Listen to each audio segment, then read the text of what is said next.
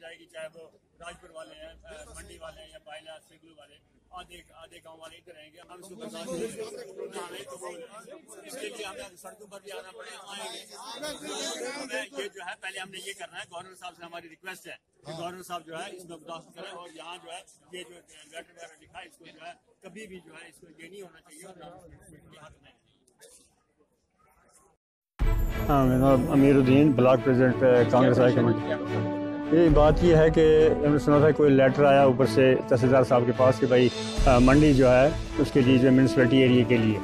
تو اس سلسلے میں ہم نے جو ہے یہاں کی سول سوسائٹی نے اور اس کے علاوہ بھی جو ہے یہاں معززین جو ہے ان یہاں کے جتنے بھی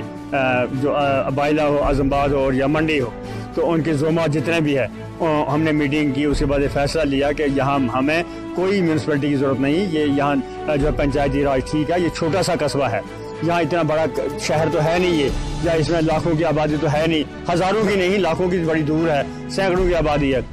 تو اب یہ کرنا کہ بھائی تھوڑا سا علاقہ جو ہے اعظم آباد سے کاٹنا، تھوڑا سیگلو سے کاٹنا، بائلا سے کاٹنا اور اس کو میونسپلٹی بنانا، یہ ہم اس کو جو ہے اس کے لیے بالکل تیار نہیں ہے، نہ ہمیں میونسپلٹی چاہیے۔